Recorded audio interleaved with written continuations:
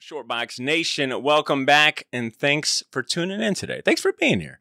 If you're new, welcome to the show. My name is Botter, and this is the Shortbox Podcast, the comic book talk show that brings you the best conversations about comic books with the people that put their blood, sweat, and tears into making them. This is episode 433, and today I'm joined by one of the most accomplished, most respected. I mean, there's a bunch of adjectives I could throw out, and they'd all be appropriate in this case. But we are joined by Kelly Thompson today, and she's been absolutely crushing it since she hit the scene in 2014. She's an Eisner Award-winning writer who's got a list of writing credits longer than a CVS receipt. Hear me out. She's written on popular titles and iconic characters like Jim and the Holograms, Black Widow, Captain Marvel, Hawkeye, West Coast Avengers. And that's just scratching the surface in terms of her Marvel credits. She's also written on Sabrina the Teenage Witch for Archie Comics. She's also no slouch in the creator-owned department with novels and graphic novels like The Girl Who Would Be King and Heart in a Box, just to name a few. She's also got creator-owned comics like The Cull and Black Cloak, both of which are nominated for Eisner Awards this year. And she doesn't seem like someone that rests on her laurels, because if you step into your local comic shop right now, you'll see her name on 3 monthly titles right now, including the new Scarlett series from Skybound, which is part of their new Energon universe line. She's also writing an incredible run on Birds of Prey for DC Comics, which is also nominated for an Eisner this year. And starting today, she's also writing the new Powerpuff Girls comic series for Dynamite Entertainment. Can I get a hallelujah from my fellow people that grew up on Cartoon Network and Powerpuff Girls? All right, this is some exciting news. She's drawing the series alongside artist Paulina Ganesho. Powerpuff Girls issue 1 is available at shops right now, or by the time you hear this episode. Kelly's on the show today to talk about what she's writing, her creative process, and to talk about what it feels like to be nominated for not 1, not 2, nor 3, but 5 Eisner nominations at this year's Eisner Awards, which is the most nominations anyone's got this year. So without further ado, Shortbox Nation, let's welcome Kelly Thompson to the show. Hey, Kelly, welcome to the show. That's quite an intro. I love it. I'd like to have that every morning for me when I get up. It's a pretty good motivator. Look, you made it really easy. Yeah, I mean, I think I will ding myself. I will go ahead and be a little harsh on myself for one glaring oversight, and that's not mentioning that you're the co-creator of the most adorable shark in all of comics. I'm talking about Jeff the Land Shark. So yeah, you made it incredibly easy. Your website, I feel like such a nerd talking about websites and things, but I like a good website as someone that works in marketing and you know, has got to look at websites all day. Your website is great, and you've got like a solid bibliography of all of your work. And I was curious, like, how do you keep yourself organized? Like, is that like a running list that you personally keep track of, or do you have like an assistant that helps you out with that type of stuff? God, this assistant thing is coming up a lot. It makes me feel like it is high time to get on it. But mostly, I'm just delighted that you like my website, because I built it all on my own in my free time via Squarespace. Plug to Squarespace. I just think they have really easy tools. They made it really easy. I wanted a new web store and was trying to get away from what I had going on, and so I just built it up over there. I think the bibliography. I mean, I did do it all myself, but I mostly stole it from one that I had made for myself on like Tumblr, and then I just try to remember to flesh it out and update it like once a year to stay on top of it. But I will say that someone on my Substack asked me recently, they're like, hey, you should do like a bibliography post that's like about all the stuff you ever did. And I was like, actually, it's a really good idea.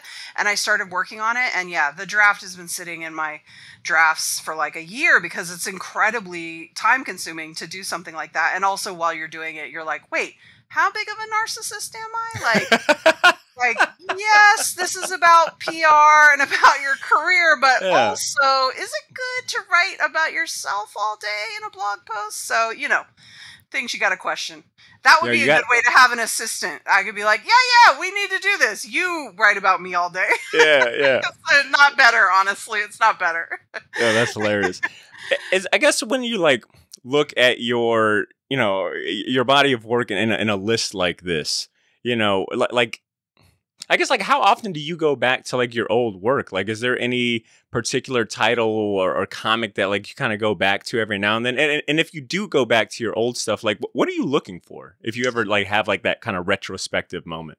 I think I do go back more than most writers that I know. A lot of them won't read anything they write. That doesn't Hmm. work for me, because while I have full respect for that and I understand why people have that, I do think part of my process to getting better is looking at old stuff Hmm. and seeing. I mean, 9 times out of 10, my feeling on old stuff, although I hope it won't be true when I look at my stuff from now, but it always, and I think it's a common complaint of most writers, that you overwrite, Hmm. especially if you're as lucky as I have been to have really great artists. You should be paring back your writing. You don't need it. I mean, comics is a merging of words and pictures, and if your other half is doing their part of the job, then you don't need to explain what's in their image, and focus on other parts of the story. I think we kind of get lost in that sometimes. And listen, I sometimes the art isn't up to the job. It like can't handle that, and you need to bring in some heavy lifting on the Hmm. writing. Like, it's all about a balance. But 9 times out of 10, when I look back at my old stuff, it's, oh, I should have cut that.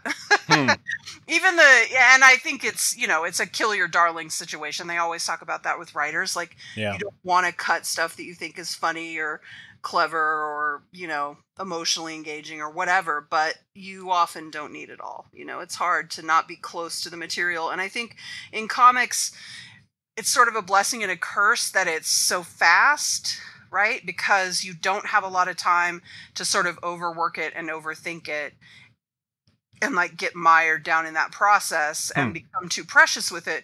At the same time, you really do have to do it and move on, and there's not as much time maybe for refinement or trimming down or killing those darlings that maybe would make it read a little easy.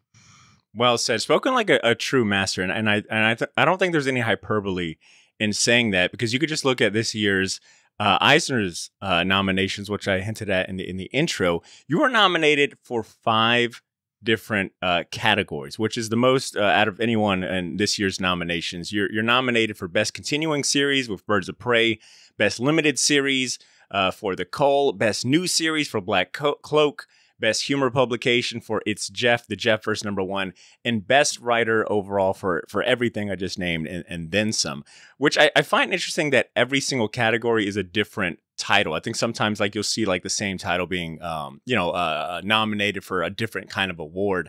And I was curious, because I've heard the Eisners compared to like, it's comics version of the Oscars or the Grammys or, whatever equivalent of that is. But if you're thinking about the Grammys, usually like the biggest award of the night is like Album of the Year. I think most artists in the music industry are striving to get that award, or Best New Artist.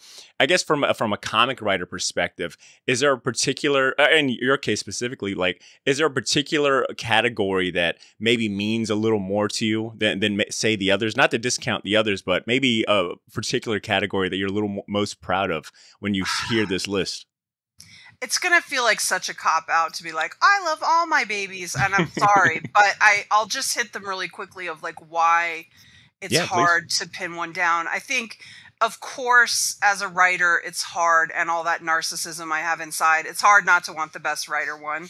It feels more about me than Hmm. about a particular work, and so that feels like a compliment that you want, an achievement that you want in your career.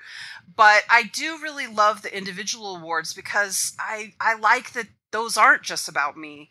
They're about so many things. They're about a team. And so like, I'm inclined to say that things like The Cull and Black Cloak are most important to me because they're creator-owned things that Hmm. me and Meredith McLaren in the case of Black Cloak and Maddie Adelius in the case of The Cull, we built them together. They're like our blood, and so those feel the most powerful. But like, I'd be lying if I said it wouldn't feel great to get an Eisner for the Birds of Prey team, me and Leo and Jordy, because like that was my first nomination was for Hawkeye, working with those guys. Hmm. So to have been able to come back together 5-ish, 6, 8 years later, I can't do the math, and like be working on something else that we really love and like have that be recognized again. It just really helps it feel like a dream team scenario.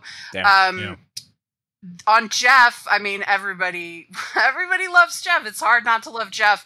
I do feel like that's a rough category. I mean, humor publication. We don't have any words. Like it's, it's hard to win. It's hard to win in the humor publication when you can't use words. But I think that really goes to the credit of Gurihiru. They're so incredible at reinterpreting, at interpreting my scripts, and after doing so much Jeff together, I do feel like we really, despite not speaking the same language, we really understand each other. We speak the comics language together. They speak Japanese, I speak English, but together we speak comics, and we speak Jeff, and they just get it. Like I've said before, sometimes I always like the scripts I turn in for Jeff because they always feel like a fun cartoon. But I'm always happier with some than others. And so sometimes I'll turn in one that I'm like, it's not my favorite. Honestly, by the time Gurihiru are done with it, it's my favorite. Like they just know how to draw all the best stuff out of it. And it's really a joy to work with them. It's a joy to work with all the collaborators that we were able to get these nominations on. I feel very lucky. It was a really hard year for me financially, and like as I sort of transitioned between doing just work for hire to doing a combo, it was a big struggle financially and stressful, but getting those nominations is like, God, it's such a vindication. And I particularly feel grateful about it because, we all have hard years and you don't always get rewarded for them. And so it was really nice for the universe to go, hey, you work really hard, but here you go. We recognize that you work really hard. Have these nominations. So it was nice. Damn right. I really appreciate the honesty in that. Recognition shouldn't be the only thing any of us do any type of artistic thing for, but it is nice to know, especially considering when you look at like the lineup of other creators that got nominated. I mean, you're in great company and in all of these categories. I think in the entire Eisners. Unfortunately, yes.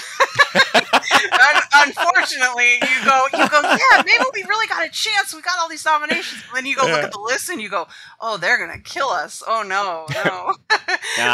Look, I'm putting, I won't even jinx. I won't even say what I wanted to say, but all I know is I have a feeling you're going to walk away with at least one, if not 2, 3, 4, or 5. All right. Look, like I said, these are some solid. I will say that the negative person in me, which is way more percentage of myself than I'd like it to be, was like, oh yeah, awesome, 5 nominations, that's so cool. And then like literally the next thought that the negative part of me slid in, they were like, man, it sure would be embarrassing to lose all 5, wouldn't it? And I was like, oh man, it's like, don't think about that. So I hope we'll get at least one. So no, for sure. We're thinking happy thoughts. All right, on the topic of writing, on your, I think there's a quote. There's a quote from you on your Wikipedia that says that you've been writing for as long as you can remember. And I was curious, like, do you remember the first thing that you wrote that you felt like, I might have something here? Like, does anything stand out from like those early years? I think there were a couple moments along the way where a teacher particularly encouraged me or something, where I don't really remember the work being particularly great to my mind, but like someone else saw something in it, which I think sometimes that carries more weight, especially when you're young, that someone else can see something. So when I was in 7th grade, something like that happened. And also when I was in 8th grade, something like that happened. And then I also had a creative writing teacher in high school that was pretty encouraging of me. And I got a few things published in like our literary magazine or things like that. But then I had a professor, an English professor at the school I ended up going to. I sort of had like a general focus. I was maybe going to be art or English, something like that. And that dude was so not impressed with me, and it was debilitating. I almost bailed on the whole thing because I just, you're just not sure of yourself. And when someone who seems like they know more than you do is like, I am unimpressed with you. You're like, oh shit, it's a scary moment, and I'm very lucky that I sort of had some other signals that pointed me along the way.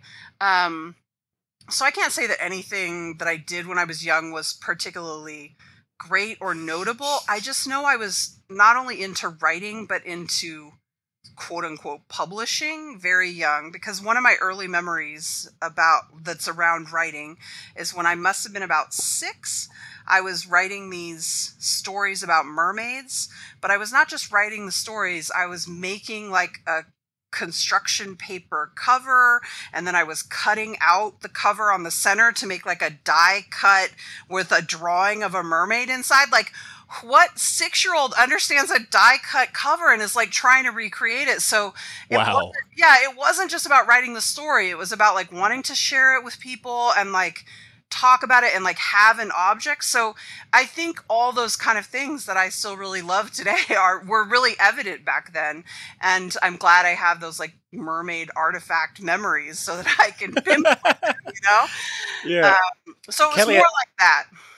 Kelly, at the age of 6, my mom was actually taking all of these scissors out the house because she was afraid I would die from cutting myself or my brothers, which has happened a couple times. Boys are rough. Girls get to play with scissors. We're reasonable. We're more reasonable. Good call on my mom. Well, yeah, you guys can't be trusted. Kelly, what's the earliest memory that you could think of that you have in terms of like comic books? Like, did you grow up with comics in the house? Like, what got you into the fandom? No, it's sort of a miracle I found comics. Nobody in my family, except for my grandmother, is really artistic, and none of them are. My mother's a very big reader, but not a very big like collector. She's not into any nerd stuff. When all the books she read from the library, like we didn't have a big library at home. She would always go to the library. So that stuff was really not around me. There were some, weirdly, we had 3 volumes of Far Side comics, which probably developed my sense of humor more than anyone is content with. So that probably had some weird foundational Kelly's brain growth thing with these Far Side comics, because there just wasn't a lot of that comic stuff around, and I really did gravitate toward it. So until I was a teenager and discovered the X-Men cartoon and the subsequent comics that my brother and I discovered together, prior to that, it was just Archies. And the reason for that was because when I was a kid, you could find them in the grocery store. And so you didn't have to have a comic book store around. I didn't even know comic book stores existed until I was a teenager or a preteen maybe. And so it came to me in a strange way. But I was fanatical about those Archies. I used to drive my mother crazy begging her for them. And I'm sure I just looked like every little brat that wants every little thing they see. But I think in retrospect, I was really aggressive about it because it was the only place I was finding that specific thing. And I wanted all of it greedily. I wanted my hands on all of it because I didn't know that and I always say that I'm a little bit of a slow learner. So was there a comics rack somewhere in the shop? Somewhere in the grocery store, probably, or in the convenience store, or maybe there was even a comic store in town, but I wasn't really thinking outside myself enough like that. I don't know. Maybe that has to do with you're thinking about your own creative worlds, and so you're not problem solving your own. I don't know. Well, not only that, but the Archies, if your grocery stores were in like mine growing up, even to this day, the Archies are right by the snacks, the candy, the chips at the checkout, I had a pretty wild, a very intense Archie phase before I ever got into like Marvel comics and superhero stuff. Like, my mom actually stopped, back to my mom. My mom actually stopped taking me to the grocery store because I would absolutely drive her insane because I'd be like, can I get a digest? Can I get a digest? Can I, Archie digest? Yeah, that was for sure. For sure. So for you, I guess like there must have been like some sweet kind of like a full circle kind of poeticness to it when you had the opportunity to write Sabrina the Teenage Witch then. Like, did it mean like something real special to you to be able to have that opportunity? Yeah, I was really excited. That really felt like, and also my mom was sort of weirdly excited about it because she could have, she didn't care about superhero comics, and those really overran my older childhood, right? And so it was sort of fun for her to see that this Archie thing was, you know, was still something I loved, and that now I was doing it for a living. I think it was like a real full circle sort of thing for her. How do your parents feel about you like your career path now? Like, does your family understand that, like, you're Kelly Thompson, in the comic book world, 5-time, Eisner Award winning Kelly Thompson, 5-time nominated. Like, do they have a, I guess, grasp on, like, your career and like the weight it holds? I think they do, but I'm not sure it really holds that much weight. I mean, like, I'd love it. Kelly, now you're discounting yourself way too much. Come on. I mean, my life is just normal, and it's full of, like, struggle. And like I was saying, like, I had a really rough financial year. I had, like, the worst financial year of my life last year. So, like, it's hard to be like, oh, I'm so important or whatever, when you've got, like, a lot of things in your life that are humbling you, and you're like, wow, I haven't figured this out yet. So I have plenty in my life that I have not figured out.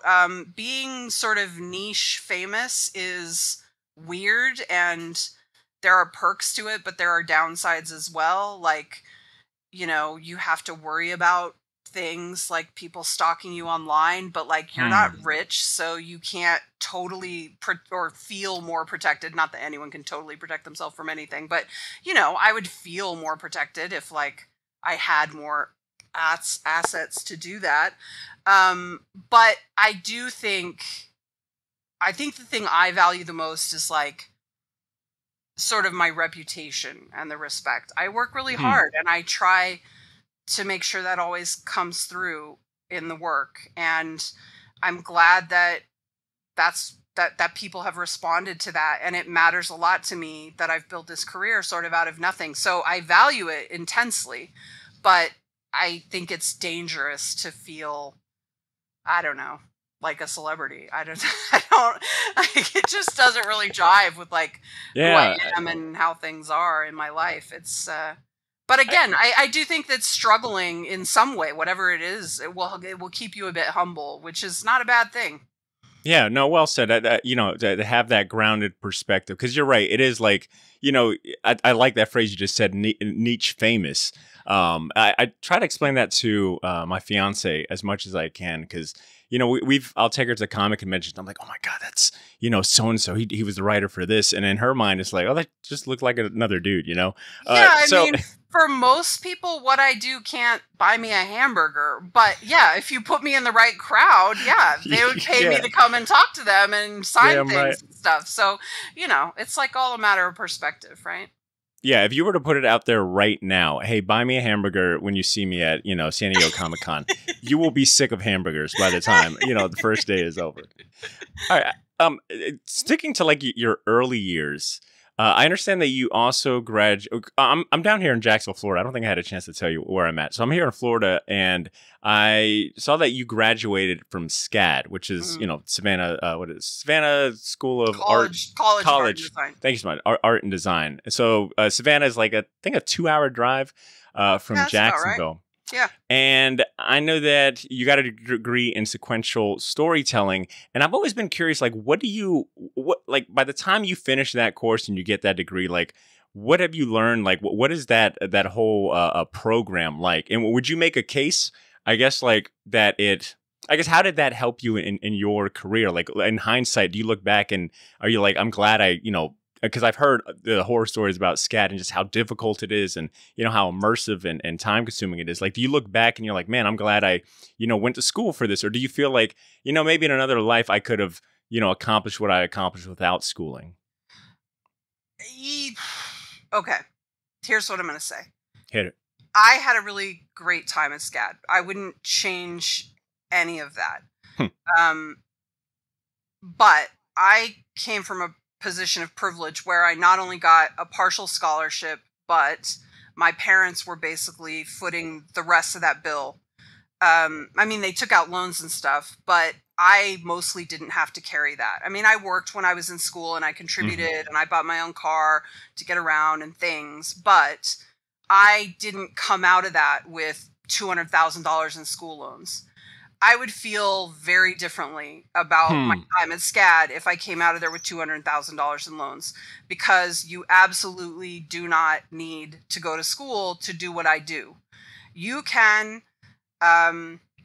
read all the comics you can get your hands on. You can read Scott McCloud's Understanding Comics. Oh yeah. You can teach yourself. One of the great things about the web and social media is that a lot of these comic book people are out there offering tutorials, offering classes. I mean, Brian Michael Bendis, you can take a class directly from Brian Michael Bendis or Scott Snyder through their Substacks. Like, so you can get access to the people that can teach you the small things that seem so hard, like how to submit and what format to use for a script, like all those things that seem like they're hidden. I think you can find them now without school. That Understanding Comics book, they'll teach it to you in school. It's the best tutorial around. Another thing I would say, if you're trying to learn, especially how to write, but it would be helpful for art too, I suppose, is that one of the greatest things I did was becoming a reviewer. Because breaking down why a book works, why it doesn't work, and how to duplicate that or not duplicate it yourself, you can teach yourself all of that. It's all there to be found. Being a voracious reader of comics and really thinking about them and analyzing them and breaking them down can teach you everything you know of how to be a comic book creator. There's no, maybe it's different at SCAD now, but nobody made some incredible introductions that I couldn't have lived without or something. None of that happened. But what I will say is I wanted to go to college, and it was an incredible college experience. I was only there a little over 2 years, I think, because I transferred from a university, but I loved it. I wouldn't trade it for anything because I wanted to have a college experience. So if you're looking for a college experience and you've got the cash or a scholarship and you want to do comics, I think SCAD's a great place to go. Savannah is an incredibly beautiful city. They have campuses in Atlanta too now. If you can handle the humidity and the flooding, you're good. I mean, and you've got the money. Welcome to the South, baby. Yeah. Do it. I met many of my best friends in the world are people who I met at SCAD. It's fantastic. But if you don't have those things available to you or you don't care about having a college experience, then you don't need it. You can do this without it. Absolutely. That is so well said. And I almost tried to go off the top of the head of all these SCAD alumni I know that work in comics, but I don't want to embarrass myself because I know that list is very long. But I appreciate you making a case for and against, like, you know, formal education and training. Like, thank you for sharing that. Sure. I guess for you, what would you say was your like welcome to comics moment? Like, when did you know, like, hey, I'm in this industry now? I'm not just I'm not looking from the outside in. I'm in it. Like, do you recall like that moment that you felt like, okay, I'm here now, you know, time to really put in the work? I think once I got the Gem book, I was like, I'm tenacious as fuck. I'm not letting this go. There we go. Hell yeah. I was like, all right, the foot's firmly in the door. I've wedged it open. Here's my shot. And I was not going to fail. And I didn't. And really quick, and for anyone that might not be familiar, that Gem in the Holograms series came out in 2014 from IDW? Well, I started working on it in 2014, but it started being published in 2015. Okay. And the only thing I'd done prior to that was a short that Stephanie Hahn drew in a womanthology, a charity thing. So a thing I wasn't paid for, but was good experience as far as connecting me to both other women who were making comics and to get a feel for the industry and everything. And the only other thing, I had done Heart in a Box with Meredith McLaren, my collaborator on Black Cloak. We had started, and I had written all of Heart in a Box. She was still drawing it when I got the Gem gig. And so it ended up, because graphic novels take so long to make, that ended up coming out after Gem started. But Gem was the first published thing that came out that I was paid for, and it was a huge hit. I mean, first of all, I got incredibly lucky that Sophie Campbell wanted to do it with me and pitched it with me. I mean, let's be real. That was completely integral to my success, because I think I did a great job on that book, but that book is nothing without her visuals to get it started and to really get people excited about it. She's an incredible collaborator, and she's perfect for the sort of Gem universe. And so I was very lucky, but I guess that's what I mean by tenacious. It's not all luck. I was lucky with other things, like the timing, and that I had happened to ask Kelly Sue DeConnick months before the gem thing popped up. I had said, hey, I'm trying to break into this industry. She and I knew each other a little bit just through columns, and I think I'd interviewed her or something. And I was like, listen, I'm sorry if this is overstepping. I just reached out to her. I reached out to her and a couple people. I was like, just keep in mind, if you get something you can't do or something too small for you, like, wow, maybe just throw my name out there, you know? And she was like, sure, I'll consider that. And she actually, Kelly Sue DeConnick, ended up introducing me to Sarah Gatos, who was the one who eventually tipped me off about Gem, even though it was John Barber was the editor. So, you know, I think a lot of things had to line up for that to happen. But when you go to the tenacious part, it's like, not everybody just pitches with Sophie Campbell. She's a badass. Sure. And so, like, I was like, I'm not going to go out and fall on my face here. I'm going to go out with one of the best people in comics. And that's going to be helpful to me. And it was. I mean, it helped launch my career. Like, if I don't do that with Sophie, I don't even know if we get the pitch, let alone that we get, you know, she only ended up drawing, I think it's either 10 or 11 issues, but that was a 26 issue run of an indie comic that also had a 5-issue spinoff, 2 annuals, 2 specials, and I think, and then we did a 6-issue crossover miniseries out of it. So like you're talking like almost 50 issues of a Gem comic. It was years before I got that again with Captain Marvel, a 50-issue run. So I just think we put our best foot forward and it just really worked. But, you know, a lot of things had to come together to make that happen. And I had to be in the right place at the right time, among other things, you know? Man, what incredible story. And to use your phrase, that is the definition of being tenacious as fuck. To email Kelly Dusaconic and ask her to, like, you know, keep your name in mind with, you know, for any project. I mean, that's I mean, yo, kudos to you. Well, listen, I was making a name for myself writing comics. I was writing She Has No Head for Comics Should Be Good. I was sort of getting a name for myself talking about women in comics. I'd interviewed her a couple times, I think, was what had happened. And so we'd been a little bit friendly. But cool. I don't know exactly how it happened. I don't know if she recommended me or not, but I think it's very likely she did. That my first Marvel gig was co-writing with her on Captain Marvel. Yeah. Captain Marvel and the Carol Corps. It was a Secret Wars thing. Yep. Although I loved, by the way. That was one of my favorite secret. I mean, there was like, you know, 90s spin-off titles for Secret Wars, but that was definitely at the top. It was a really fun one. I remember when I came in, Kelly Sue was like, she's like, well, if you can figure this out in the middle of this Secret Wars thing, you're going to be fine. And I was like, thank you. Damn, yeah. Talk about jumping right into the frying pan. Yeah, that's a good she point. Was like, you're all the way in the frying pan now. She's like, don't worry, we're going to help you. And I should be clear. I should be clear, just in case that story makes it seem like the Captain Marvel and the Carol Corps thing was my idea. How that worked was it was Kelly Sue's idea.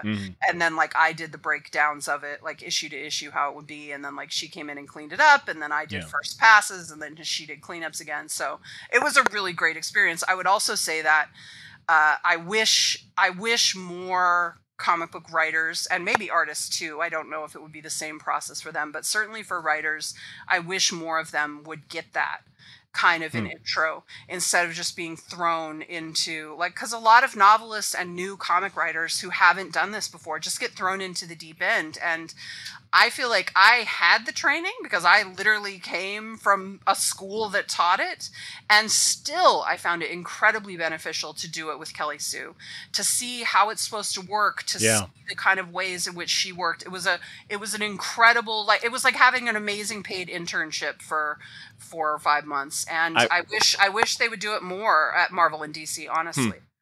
I was just about to say there's nothing like, you know, on the job training. Yes. And you know, I'm definitely speaking from like personal experience as someone that like went through a very rigorous like schooling and, you know, post schooling training for the job I'm in now, working in marketing as a project manager. Everything I learned in school was like tossed out the first day of like on the job. You know, I had like 2 amazing people that helped me kind of like learn the ropes. And yeah, to your point, like there is definitely nothing like having someone kind of like show you how it's really done. You know, asterisk on that, really done. And even just the value of being the fly on the wall.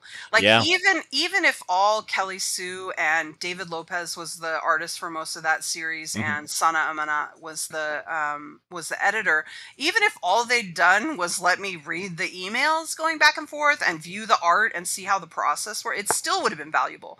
Fortunately, they really like put me through it in a great way that really tested me and made me come up with great things. I remember Kelly Sue cut one of my lines. And I was like, man, I loved that line. I was like, I hated that. But then when I read the issue, I was like, yeah, it was better. Like, and so again, that probably goes back to me talking about, I reread my stuff more than a lot of my pals I know who would rather not. I think I always find something of value when I go back, whether it's a thing where I'm like, oh yeah, I forgot I know how to do that. Or I'm like, oh yeah, boy, that was a wall of text. What were you fucking thinking? You know, like whatever it is, I feel like it's pretty useful when I look. So yeah. So I guess you know, talking about, you know, getting thrown into the deep end, into the frying pan, and maybe that analogy isn't, you know, applicable here because we are talking about Powerpuff Girls. But you know, kind of fast forward, can you talk about how you got the opportunity to write everyone's favorite badass little superhero girls, the Powerpuff Girls? So my editor on this is through Dynamite, but my editor is Nate Cosby, who also brought me in years back to do the Nancy Drew series at Dynamite with Jen St. Ange. And that was so fun. We had a really good time. I really enjoyed that. And like, I like Nancy Drew, but I'm not nearly as into Nancy Drew as I am to Powerpuff Girls. I mean, I do. Nancy Drew is very much the kinds of things I like. A smart female lead, solving mysteries, solving crimes. I'm into all of that. So Nancy Drew fits very well. I wasn't super attached to her books the way one would sometimes hope.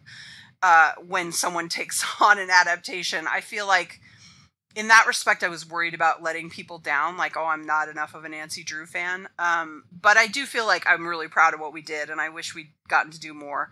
But that's not true with Powerpuff Girls. I just fucking love the Powerpuff Girls. Nate has brought me a lot of other projects over the years where he asks me, and I'm always too busy. And he's got a pretty great radar of what I'm interested in and what I'm not, because it's always a bit of a, oh man, I sort of wish I could say yes to this, but I can't. But with Powerpuff Girls, he sent the email. He was like, is there any chance you like the Powerpuff Girls? And I think my email back was something like, shit. And he was like, I got you. And I was like, yeah, I really do like the Powerpuff Girls a lot. I was like, what are our options? And so that's how we started talking about doing it. And he's sort of got my number a little bit. He's a savvy editor who knows how to trick me into taking on stuff that I'm going to love. And it's turned out to be so fun. It's been really fun to, I've been very grateful for all the Jeff I've done, because I think it really helped in thinking about the Powerpuff Girls. They're, of course, very verbal where he's not, but you still need the same kind of space on the page for those like big, bright, iconic things, those fight scenes, but also, you know, the way you really need to build in those reveals. It has to turn. And then for this, it has to be a little smarter, because it's, I do think Jeff appeals to all ages, but this has to be a little more like The Simpsons, right? Where there's jokes on one level and then jokes on another level. Mm-hmm. Jeff has a little bit of that, but there's only so much of that you can do without dialogue. So we try our best, but there are limitations. But not so with Powerpuff Girls. So Powerpuff Girls was a show that even my dad would like sit down, you know, my big macho, you know, tough dad would sit down and thoroughly enjoy, because it was like the perfect blend of action. You know, I'm gonna coin one of your phrases here. The Powerpuff Girls was bold and adorable. I heard that you used that phrase in an interview, and I've loved it since. But yeah, Powerpuff Girls is, and to your point, like I think it could be said for a lot of those Cartoon Network shows around that time. So we're talking, you know, 1998, you know, early 2000s. They were multi-layered, you know, like they were at the surface level. Yeah, it's a kid's cartoon. You know, they're silly. You know, some of them are kind of dumb, but then like you start peeling back some of the layers, and it's like, oh wow, that's a pretty good little joke they snuck in there. You know, oh, is that a commentary on XYZ? Yeah, exactly. So I had an opportunity to read the first issue of Powerpuff Girls. Big shout outs to Amy Ranello from Dynamite, who helped us coordinate this interview, and she sent me an advanced copy of Powerpuff Girls, and I actually read it an hour before I started this. And Kelly, I got to give you credit, and as well as the artist Paulina Ganesho, it brought me back. A bowl of cereal magically appeared as I started reading this. I suddenly was in my footed pajamas, reading this. And it feels like such a great continuation of the Powerpuff Girls cartoon series and everything that you love about it. I mean, the art is beautiful. It's bold, colors, and she nailed the original aesthetic down so well. But there's something different about it, but in a good way. You're like, no, this is Paulina's inserting her own artistic merit to it. And same thing for the story. Like that first issue is just fun. It's not completely turn your brain off and to enjoy some sugary, mental candy. It's a little bit of that, but it's also like this first issue, I love the perspective, no spoilers, obviously, but you're basically telling like 3 different stories in one. And I think it's a good first issue to welcome old fans that grew up with the cartoons like myself, and it sounds like you as well, but also like new fans too. So I'm excited for it. And I understand that it's going to be kind of like an anthology, right? Like every issue is going to be a self-contained story and things like that. Was that like a conscious thing? Well, when Nate asked me, he's like, do you want to tell like a big continuity adventure, or do you want to keep it more like the episodes are, 15 minutes, and one and done? And I thought about it for a while because it's tempting to be like, oh, let's dig a little deeper on the Powerpuff Girls. Let's get into it. Let's see. But I was left at the end with the feeling of I just wanted them to be them, and I just wanted to tell funny stories with them that maybe scratch the surface a little bit. I mean, in this first issue that you read, probably my favorite page in the whole issue is when they're filling out these questionnaires, and the visual is like they're all together in one panel. In the first panel, they're all together at the desk. And then in the next tier, they're each in their own individual panels, even though they're still sitting there. And then in the next tier, they're even further apart. And it's all about this supervillain sort of separating them, and that then the narrative continues that way. And of course, they're only their full power when they're together and, reunited. But it also shows them being exceptional on their own. And I think that's really the core of who these characters are. They're really their power, so much of their power is in their sort of sisterhood and their love for one another, but they're also really fascinating on their own. And I sort of like the idea of exploring both, of saying both these things are good. It's great to be off and on your own and be great at something, but it's also really great to be with other people, with your family, to understand your strengths together, Man, I'm so glad that you mentioned that particular scene, because I actually had a note about that the first couple of pages, that the pacing reminded me of watching a cartoon, where it's condensed, but also you're seeing a whole day, within 22 pages. And I thought the pacing was really good. Even on some of the non-verbal scenes or panels, there's a sense of movement throughout, and you kind of let time breathe in between certain actions going on. Yeah, Paulina really got what I was going for in the script. It was a really needlessly, I'm sorry, I'm hearing my cuckoo clock in the background. It was a really needlessly complicated script for a Powerpuff Girls script, because I was trying to describe these very specific sort of narrative things I wanted her to do to sort of separate the girls and stuff. And she said to me, she was like, it took about 3 read-throughs before I understood it. And I was like, that seems like a crime for a Powerpuff Girls script.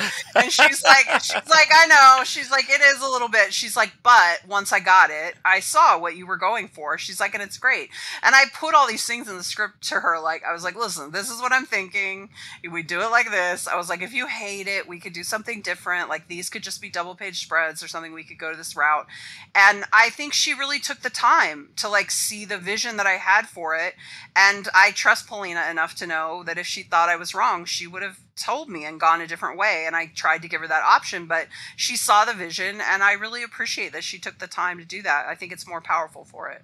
I think what we ended up with is a stronger visual story, certainly, which I'm really proud of, because I think that's a big part of Powerpuff Girls. Like, a lot of it, the upper level, a lot of it is the jokes, like, that kids maybe don't get, but that an adult would, or like you said, commentaries on things, like alluding to things. Mm-hmm. But I do think that in this issue in particular, there's some real clues in the narrative, that in the visual narrative, that kids wouldn't pick up on, but that I expect adults who are paying enough attention to pick up on. Like, you don't have to. You can just read it and get the jokes and get the fun story. That's fine. But if you're looking for something a little deeper, it's there. We put it there.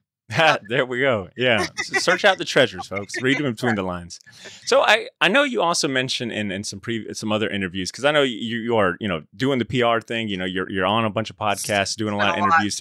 Yeah. I was, I typed in, my first thing is always I type in, the person I'm interviewing, and I'll go to like the news tab on Google just to see like what's been written already, what questions have been asked. Yeah.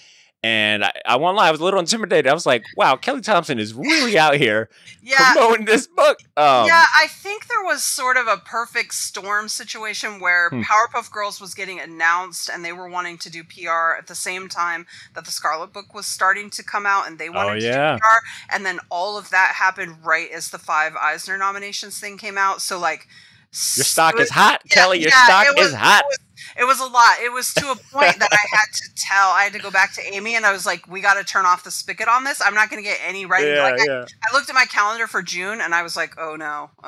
Because that thing's got to be empty, or I'm not getting any writing done that month. So when I saw it just filled with podcasts and interviews and things, I was like, oh crap, I'm in trouble. So fortunately, she turned down the heat a little bit, and I was able to get my life back. But we've been really going at it. Well, I'm glad I got to sneak in for this interview, because I've been looking forward to it. But you mentioned in a couple of the interviews in it, you said something to the effect that Powerpuff Girls has one of the best rogues gallery, as well as like supporting cast, like among any other, anyone else, any other IP that's got, a rogues gallery, etc. And it made me think for a minute. I was like, man, yeah, she's on to something. Like, the Powerpuff Girls has a pretty cool and interesting like rogues gallery from, obviously Mojo Jojo, him, the Amoeba Boys, my favorite, the Rowdy Rough Boys, Fuzzy Lumpkins, and the Mayor, and the list. Yeah, Seduce. Oh, that's a good one. Yeah, I mean, really, the list goes, and I know for a fact I didn't watch every single Powerpuff Girls episode out there. I actually learned today that like they relaunched it, and there was like a second season and all this stuff. So there's probably a bunch of characters I haven't even thought of, and I was curious to hear if you could assign like a percentage of like, we're going to see X amount of, your favorite characters from the Powerpuff Girl universe. Like, what would you assign? Like, are we going to see the classics? Are you introducing any new characters? Yeah. So first issue is you open up with a bang in the first issue. First issue is the villain. That's sort of a spoiler, but not really. I feel like, I guess it's a spoiler to children who are probably not listening. Yeah, familiar. I think there's a thing that says highly intelligent machine, which spells him on page 1. So I feel like we've seeded it pretty well for the adults. Anyway, so him is one of my favorite villains. So he's the villain in the first one, or they're the villain. I don't know what the sexual orientation of him is, despite the name. The outfit is so confusing. The claws, the lobster claws, the little shoes. What's happening? I don't know. It got me thinking. I love it. Yeah, it got me thinking. I was like, is him the first instance of a like non-binary character in comics, or maybe like my first introduction to like that concept? And I think it's a safe yes. So big shout out to the Powerpuff Girls for teaching me early. Yeah, him is one of the genuinely scariest characters to me, because the voice and everything, like, very creepy. Like, what does he really want? It's confusing. Anyway, Mojo Jojo is probably my favorite villain. He is the villain of the second issue. Oh, I can't wait. Although villain is maybe too all caps a word for his behavior in that issue. And then the third issue is actually a new villain. Very bold and ballsy, I know, to try to be like, oh, you have the best rogues gallery? Let me elbow my way in there. But I'm going to try it anyway. I've got a new villain that I sort of created. Gosh, I don't want to say it's 20 years ago, but it's probably close to that. Wow.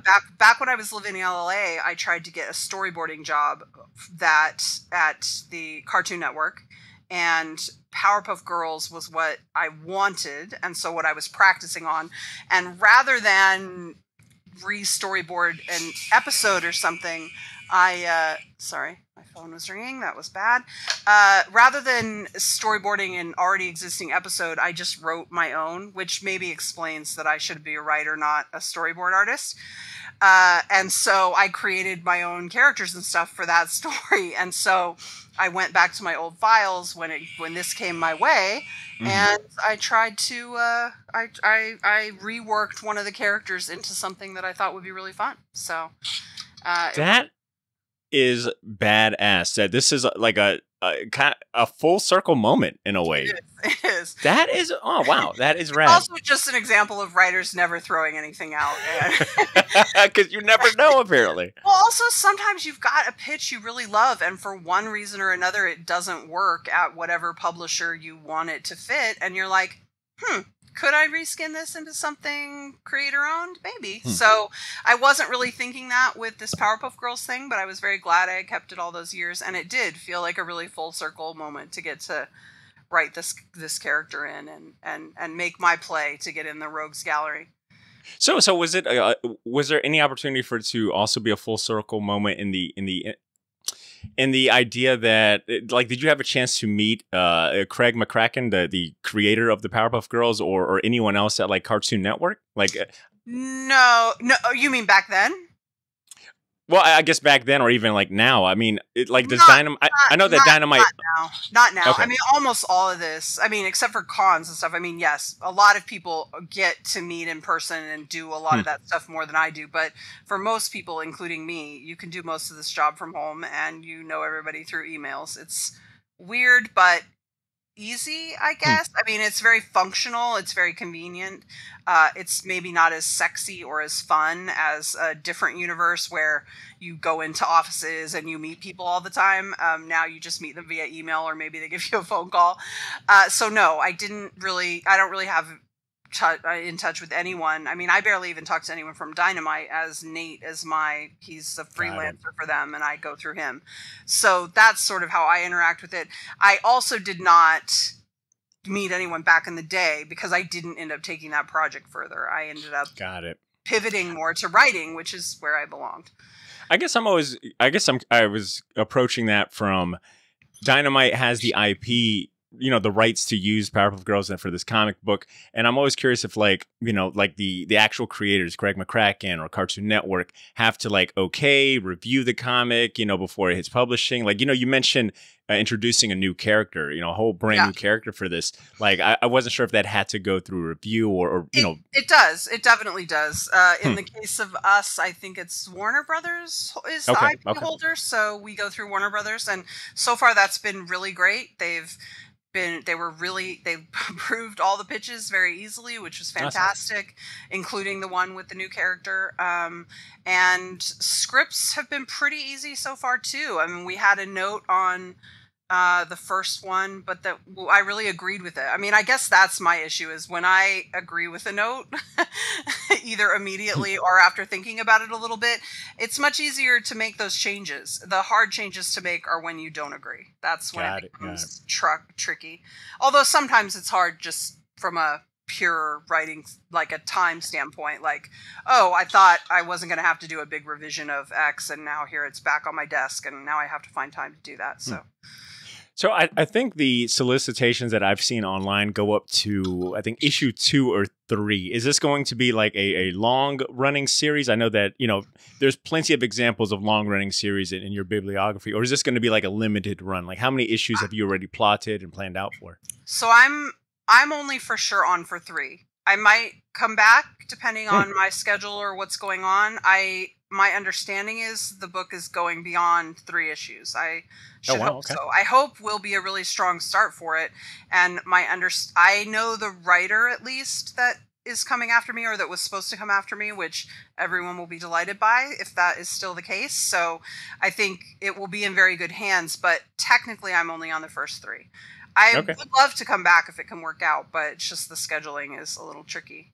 I got you. Yeah, so you're in charge of setting the stage. No pressure there, Kelly. If the Yeah. other 2 issues, if this first issue is any indication of the other 2, then I know it's going to be a great start. Well, I hope you're right. You also said something that researching for the Powerpuff Girl for this series was probably some of the most fun research you've ever done, which I can imagine. So, you get an excuse to watch cartoons all day. You also mentioned going back and reading some of the other Powerpuff Girl comic books, which was news to me. I didn't know that there was so many Powerpuff Girl comics out there. So for the uninitiated, I know DC had a run of 70 issues in the early 2000s. I think another 10 issues from IDW in 2013, and then like another IDW series in 2016. Am I missing any? Well, I guess I don't know if mine's extensive. I was sent a whole bunch of stuff. Oh, wow. So I wasn't necessarily reading it in like, hey, this was this stuff and this was, I was just reading all of it just in general, because I'm really reading mostly for, voice and tone, and to just help me get in the frame of mind for it is always helpful, but also the to when I'm pitching, especially, you're reading because you're concerned that someone else has done the idea you're trying to do. So it's a lot of it is it's just you're checking yourself against what you're trying to do with, has anyone else done this feasibly? Now, does any particular issue like stand out that you read? And I guess a compound question to that: did you learn any I guess what's like the most interesting thing you learned about the Powerpuff Girls, the franchise, whatever it may be, through the comics or the cartoons that you didn't know prior to getting this assignment? Are there characters or what? I'm sorry, I missed. Oh, no worries. The question was, what's the most interesting thing that you learned about the Powerpuff Girls, whether it be through the cartoons or the comic books, that you didn't know prior? Like, is there an interesting tidbit or a thing that you were like, oh, wow, I didn't know this about the Powerpuff Girls? I don't know if there was anything. I don't know if there was anything huge that I can think of in that respect. I mean, I did, like, just going through, they've got all these style guides and stuff that show you so much stuff. And so I was looking and I was like, oh my God, there's even more characters than I, like, sort of realized were there. There were definitely stories I hadn't seen before. So in that respect, it was informative and surprising sometimes. I think mostly it was just for me, and this goes back to the thing you were saying about me saying it was some of the most enjoyable research. It just was. I think the big thing that I came away from was I wasn't wrong when I watched this before. Nobody was wrong. It's really funny. It's really funny. It's really charming. It's really likable. It's got great, digestible, good, heroic lessons, but it's often got a little bit more spice to it. It's not like an after-school special kind of a show.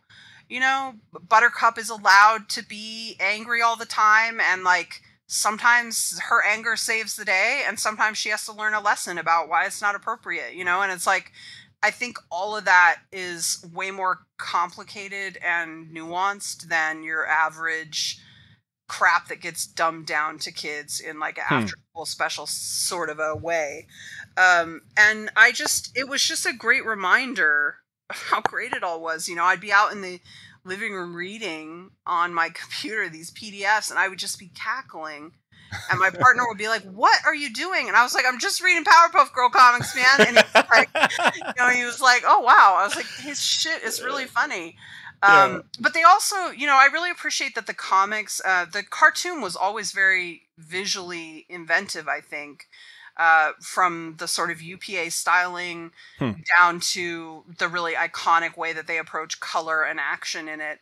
And I'm always very impressed when comic people can sort of take those same ideas. Like, there's a black and blue period that plays with the narrative visually in really incredible ways. Like, it's super simple story, but like it leans into the visuals for a huge reward. And so I just think it's really great that the comic, you know, sometimes taking something from one medium to the other just doesn't work very well. And it's always a joy to see when it does translate really well like that. And I wouldn't say comics are Powerpuff Girls' #1 medium. I do think television has it, but I feel like the comics are a very close second. And there's like there's no drag on those. You know, they really translate beautifully.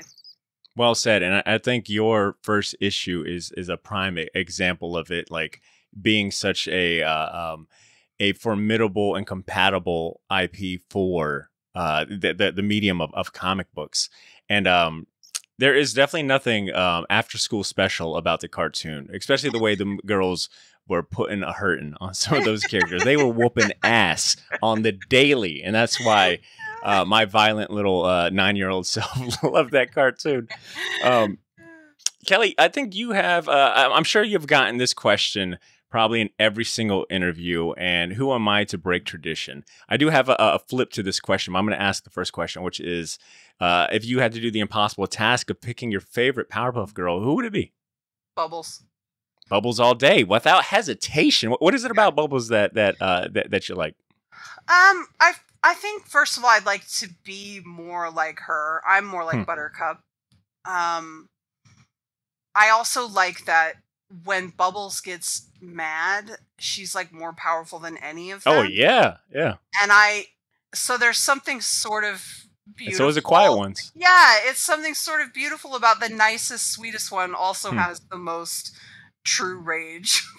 maybe that makes me more like Bubbles than I realized. Yeah. I just like her. I also really I don't find myself to be a super, I mean, I try to keep it positive in life and not be a nightmare person, but I'm not super positive, and she just has a really good outlook. She's also the cutiest with the best voice. Oh. And blue's my favorite color. Like it's everything. It's everything stacked against the other girls, really. Yeah, that is so. She loves the animals. I always love that. That's a big thing for me. Yeah, more people should strive to be like Bubbles, you know? Yeah. Like, put some niceness into the world. Exactly. I was happy when Paulina and I were doing the rounds. Her answer wasn't Bubbles, and I felt very good about that. I was like, that's great. It makes me feel like I can say it with pride and without worrying that we're leaving one of the girls out or something. I think I got to give it up to my girl, Blossom. I think I'm more, as someone that has gone on record saying Leonardo is my favorite turtle out of the TMNT, I guess I just gravitate towards, you know, like the leaders of the group, you know, the pragmatic ones, aka the brown nosers at times. Yeah. It's honestly interesting you said that, because I do think the leaders are always the toughest. They always get the sort of the rawest deal. They're always the least favorite. And look at our boy Cyclops. Yeah. I think it's like the side characters that always get, or the supporting cast that always get the fun shit, right? I guess it's one of the reasons I like Buffy so much. I think is because I think Buffy really transcends that pattern. I think she's the best of all the Buffy characters, like by far. And I love them all. I'm a super fan, but I think she is a great lead character that transcends the sort of leadership thing that sometimes they get saddled with. Because isn't Leo? I'm way outing myself on what a shitty Teenage Mutant Ninja Turtle fan I am, which is no judgment free zone, which is a real crime considering what a good friend I am with Sophie Campbell. Yeah.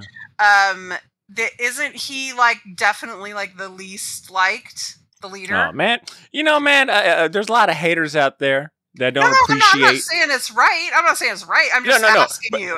For sure. Fandom, that's true, right? Yeah, I think to your point, you know, Leo doesn't get nearly as much love as, you know, hard edge Raphael or funny guy, you know, Mike. Yeah, you know, I think Donnie is the responsible leader, and so they're not allowed to be the like too much burden. Yeah, exactly. So it's only natural, but I like that you respect that in them and that you respond to that. Like that you like Leo and Blossom. Like it says something about you. Yes, maybe you're a brown noser, but it'd also you'd be really good to follow into battle. Like. You're like, you like rules. Apparently, you know, you will read the rule book before we start playing. Well, I should also say I am a rule follower as well. So possibly part of my aversion to the Bubbles and the Leonardos of the world is that I am already too like that. And so I like push against it a little bit. Yeah, well, you know, my theory is like you got to know the rules to break them. I will learn the rules just so I can figure out the shortcuts. All right, I got one more question on the top. I got one more question on the topic of the Powerpuff Girls, and Powerpuff Girls aired in 1998, which seems like another lifetime ago. I was 9 years old when this show aired, but it was technically the 7th original series of Cartoon Network's original programming. It succeeded I Am Weasel and Cow and Chicken, and then Ed, Ed, and Eddie came out the following year. Other original programming include Dexter's Laboratory, Johnny Bravo, Courage the Cowardly Dog, Sheep in the Big City, Samurai Jack, Grim and Evil, and the list goes on and on. Like any cartoon you could think of from that Cartoon Network era, you know, Powerpuff Girls is in that category. And I want to ask you, Powerpuff Girls off the table, what's your favorite Cartoon Network original series? From that period or all time? Because if we expand it, it's probably going to be more like Steven Universe, Adventure Time. Like, nice. Solid. I mean, those are just brilliant. Like those the really writing feel in there is like great. Well, yeah, they really feel like I mean, they're very different than Powerpuff Girls, but they feel like the next step to me a little bit. Like the same kind of ambition, the same kind of layered storytelling that's for kids but also for adults, that's designed in a way that appeals completely to children, but also there's like a fucked up existential thing to, like, you know, I mean, listen, I know what you mean, yeah. Yeah. I mean, there's my favorite episode of Adventure Time is the one where the gummy bears, what are they called? The party bears, and they're inside the mouth. They're living inside another creature, and they're just partying.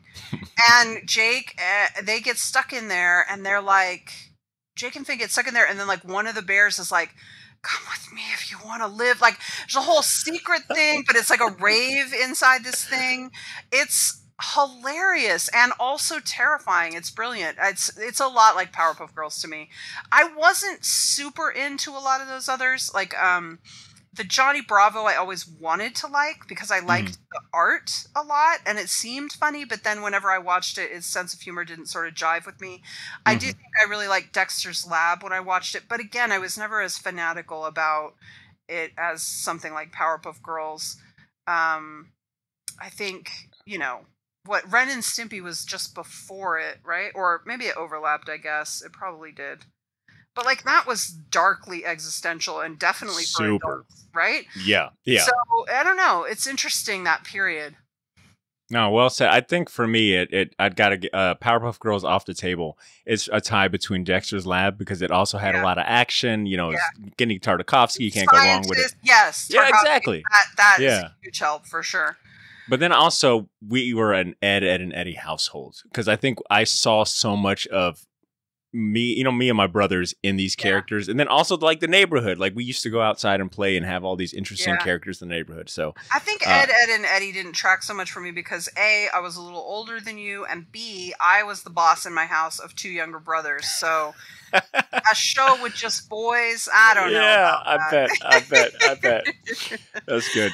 All right, I want to go ahead and transition from Powerpuff Girls, but I will say once again, if you're listening, Powerpuff Girls issue 1 is in shops July 17th, which should be at the same time this episode drops. I might even drop this episode a week early to give you a heads up. But regardless, pick up Powerpuff Girls issue 1, which is in shops today by Dynamite Entertainment.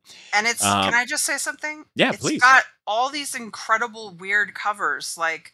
Oh there's my a God, connecting. There's a connecting cover that's super cool by Karen Darabau, or Darabau. I'm not sure how to pronounce that. I apologize.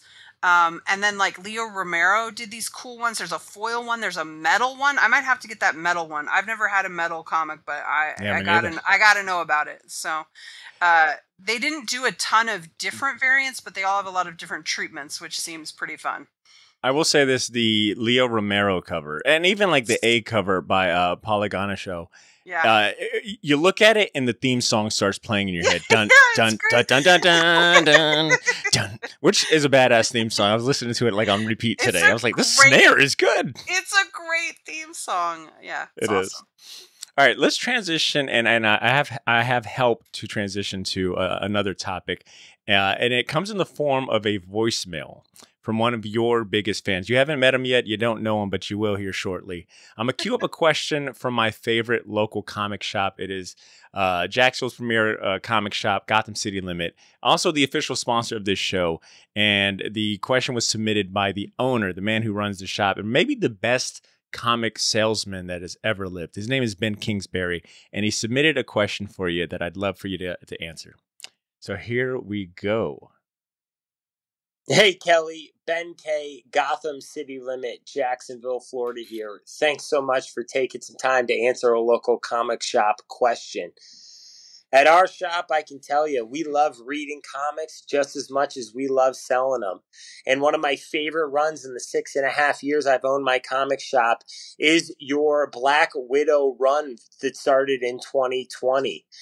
As we speak, Scarlett #2 is about to drop in comic shops, and it's one of the more popular titles of the year. So here's an awesome hypothetical question coming from someone who's written both characters.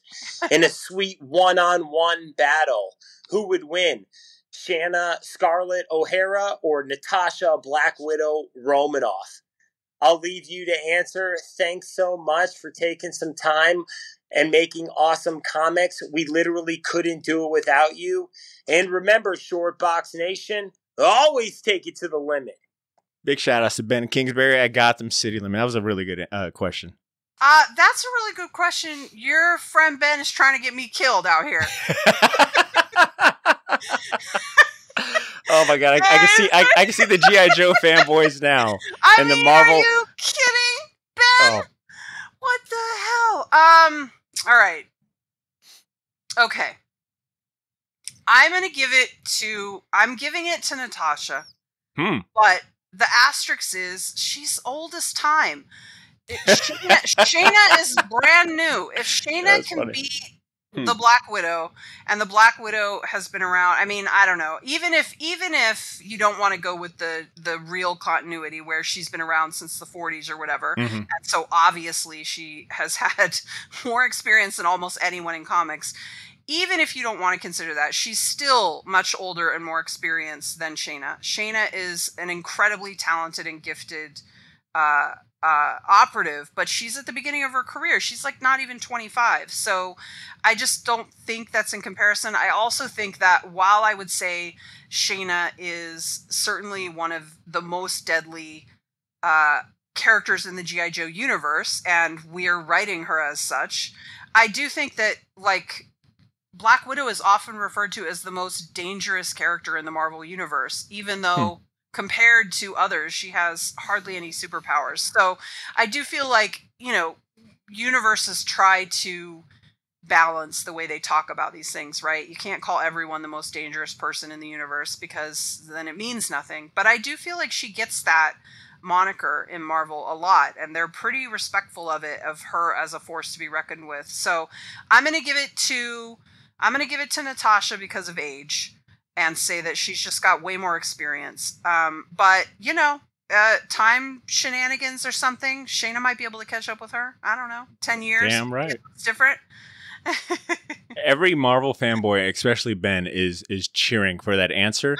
G.I. Joe fanboys, look, it was a very logical answer. I mean, you got to get behind the facts. Now, imagine, though, Scarlett under the training of said Black Widow, oldest time spy assassin. I mean, you can only imagine how badass Scarlett. Devastating.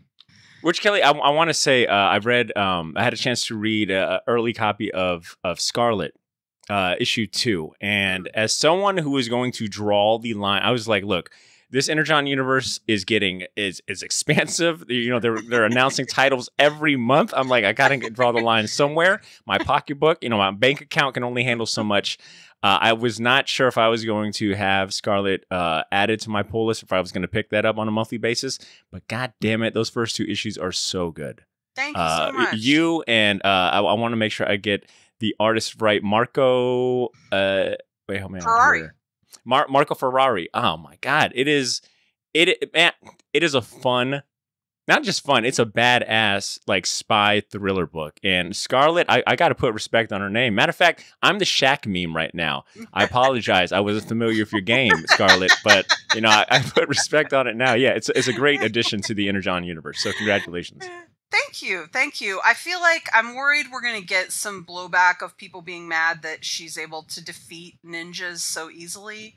And I just want people to remember that, like, that doesn't mean she can beat everyone, but when you're talking about nameless, faceless ninja, even if they're the Arashikage, which should be very good, she's elite. She's like Jinx. She's like Storm Shadow. She's like the eventual Snake Eyes. Like, she's elite the way named characters are elite. So I understand you guys are a little mad that the white girl's beating up so many ninjas, but like, she's elite. She was trained by Jinx. She was trained by the military. She's incredible. Let her have this. She's doing the right thing. Give her Damn room. right. Put some respect on Scarlett's name.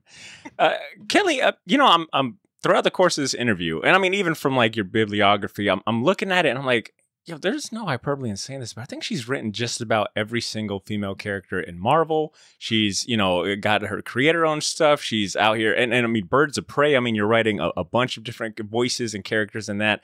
And I was curious, is there any white buffalo that you have in terms of like characters that you haven't written that you really want to write? Like, you know, in terms of like established characters. I know that like, you know, you're leaning it really hard and heavy into like the creator-owned stuff, but in terms of like established characters and IP, like who's your white buffalo? Like, who are you still like, once I write them, you know, I can say, yo, I'm good.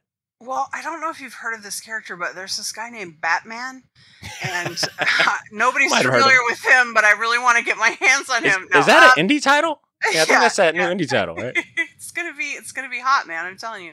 Yeah, I mean, listen, I'm a normal red-blooded human being. I want to write Batman. We all want to write Batman. It's he's the greatest detective. I worry I won't ever get to write him. I also worry that all my ideas for him have already been used. Looking at you for some of those ideas, Tom King, God damn it. Tom King is a great writer. I'm a big fan. He and I, we don't do things the same way. And I have this with Kieran Gillen too, where we approach things very differently in like how we execute stories, but I see a lot of overlap in like, they'll come out with a new book and I'm like, well, I guess I gotta cross that off the old idea file. Like, drag out the document and scratch it out and be like, stop being so good. Yeah, Kieran Gillen got here first, Kelly. Once again, you know. So I think Batman is certainly the brass ring we all reach for in a lot of ways. There are a ton of DC characters I'd still like to get my hands on. I mean, I've barely started scratching the surface there. I continue to stack Birds of Prey with weird characters that I find very interesting that I think deserve stories. Hopefully that continues to work out for me and doesn't backfire. We'll see. There's a lot of there aren't that many characters at Marvel that I really felt like I didn't get a shot at. I would have liked to write more She-Hulk because I love that character and I had a lot of fun with her in an ensemble capacity. So I'd be happy to play with her again for sure. There are certainly X-Men that I love that I didn't get to in my limited tenure, but I did get to like write a little bit of some of my top faves. You know, even Wolverine I got to write in an issue of Deadpool and stuff like that. So I felt pretty good about it where I landed. I think there's a weird thing with my career where it's hard to tell whether I'm not reaching enough for marquee characters or I'm just not being handed enough marquee characters. But part of that comes down to I like the weirdos. Like I like characters that aren't maybe being explored in full. And I will also say that there's a very real there's real truth to reaching for a character that's not been used a lot or that's not being used a lot that gives you a lot more flexibility. I mean, when I had She-Hulk on A-Force, and admittedly I was a brand new writer, that was like my second book at Marvel, so things are a little different now. I know better how to ask for things and how things work, but you know, I really was my hands were very tied on doing anything with She-Hulk. I had all these ideas I wanted to do, and she had her own book at the time. So they don't let you just do that in a weird ensemble book. They want that stuff happening in her main book. But like, I was able to do really cool stuff with Dazzler because nobody cared what she was up. Nobody knew what Nico was doing. Yeah. They didn't have their own books. And so you can sometimes reach for like really cool stories that people don't expect from the characters who are more on the edges and who aren't called Batman and Wolverine. And so I think there's a sort of strange mix for my career of doing that. Well said. And I think that's why your career is, you know, for me, like, you know, you are one of the top writers that I look forward to. If I see your name on a book, I'm at least going to give the first issue a shot, because you give that attention and love to those, you know, with respect, like C and Z list characters. And to me, that's like the most, sometimes where I'll be like most surprised and impressed. You know, I think that's when you can really tell like a writer that can like really write, you know, in terms of voice, character, and all of that. It's like, yeah, when you're writing Batman, like there's a lot of weight already there to it. It's already done half the work for you. You know, it's like, it's Batman. Yeah. But, you know, let me see you write like, you know, a compelling big Barda story, or to your point, like, you know, make Dazzler cool.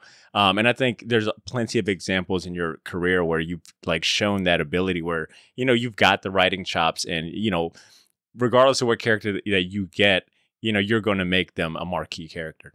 Well, thank you. I mean, that's certainly what I try to do. I definitely have a philosophy about, you know, you're sort of only as good as the last comic someone read of yours. So, and that doesn't mean it's the last comic you put out, because that's not how comics work. People discover stuff all the time, whether it's digitally or in back issues, or some friend handing it to them, or pulling it off a bookshelf because you bought it 2 years ago.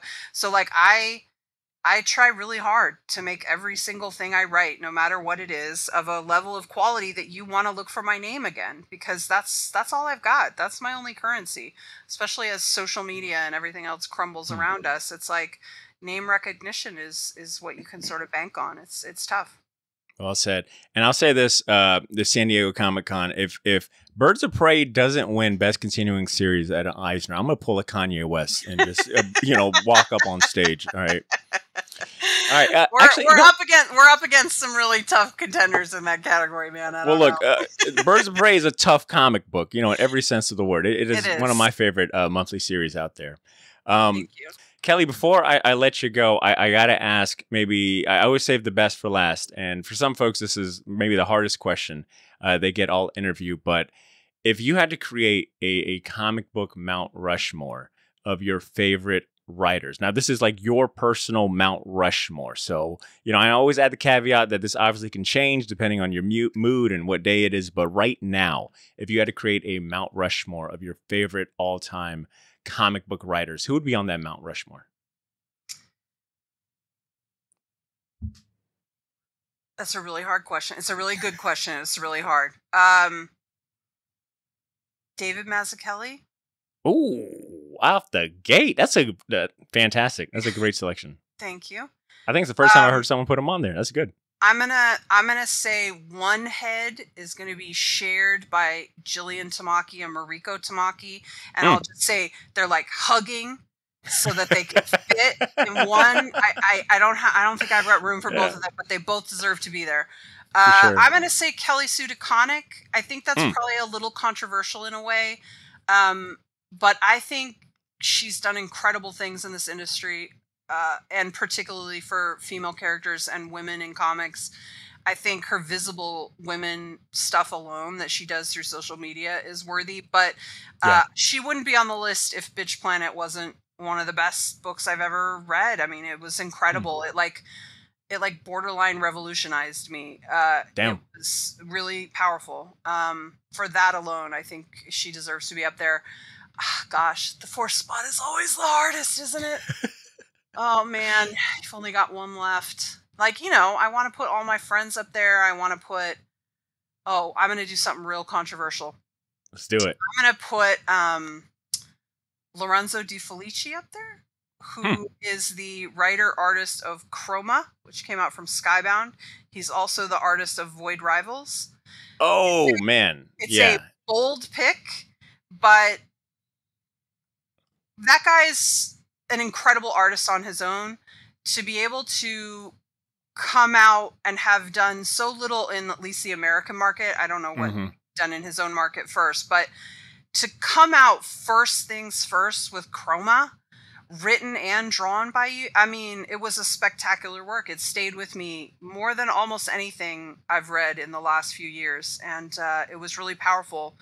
And to be an artist and writer.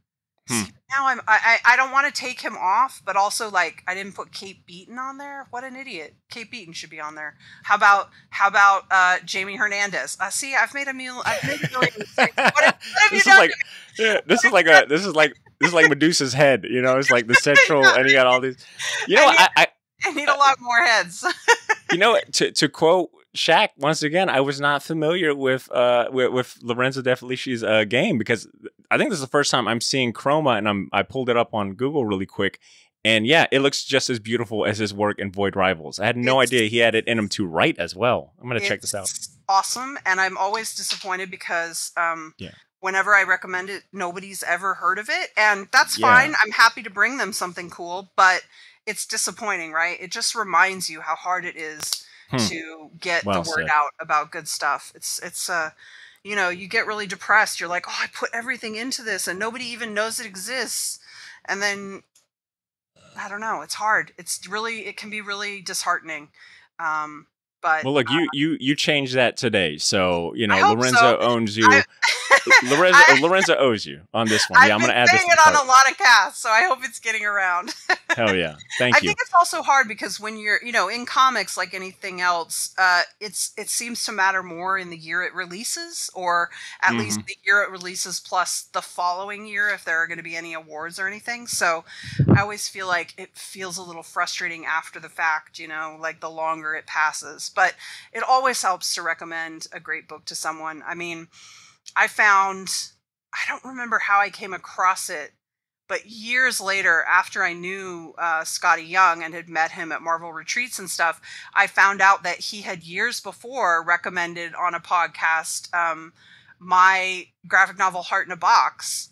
Oh, wow. And he didn't know me. It was just some new indie book that he happened to read, and he really thought it was cool, and he thought the art was cool. And I just have never really forgotten that, like how cool it would be. I wish I'd heard it in real time back then, because I'm sure I could have used a confidence boost, but it was still cool to see it in retrospect. Like, it's really nice the way the comics industry is always reading itself and recommending itself, and it's great. Man, that is so heartwarming to hear. And you know, you've returned the favor to Lorenzo in this case with me and you know, my listeners. So well, I hope you like it. I hope you like it. Let me know. I got a feeling I will. All right, Kelly, last question, and then we'll definitely wrap this up. But do you have any advice for aspiring comic writers that want to do what you do, that want to get into the industry, that want to be, you know, the next Kelly Thompson and whatnot? Like, what advice would you give to someone that's listening right now that maybe you wish you would have gotten early on in your career that would have made things so much, you know, maybe made something easier for you?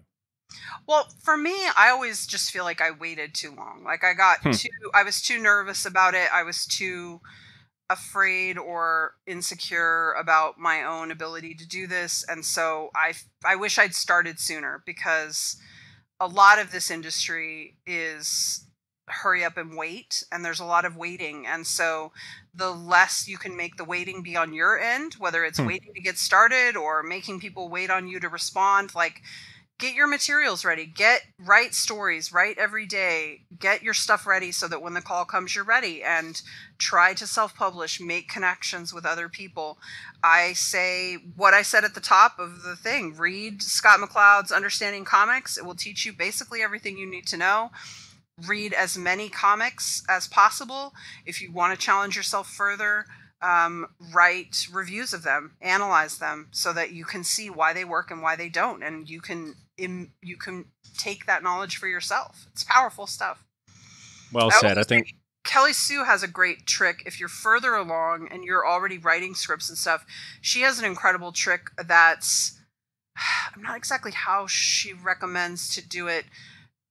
If she recommends to take a script and rewrite it for another artist, like take a pre-existing, you could take a pre-existing if you needed help, like take one of my scripts or something and type it out and then write it as if you were writing it for another different artist to get different results than we got.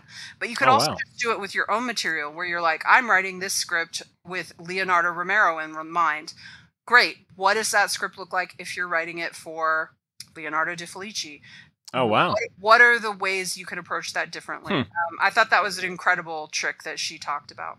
Yeah, I've never heard of that one. That almost sounds like the writing equivalent of, I forgot who shared. I think a few artists have shared this before, but like where they were recommending for comic artists to redraw your favorite comic. So like you can kind of get into the head of the artist and like why they made certain decisions and all of that. So that sounds like the writing equivalent. Sounds really interesting, huh?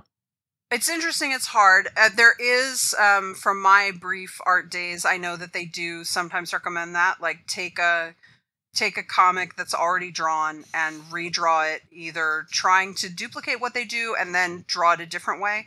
One of the many assignments I really did like in school had us take the same short story that we'd written, a single page short story, one page.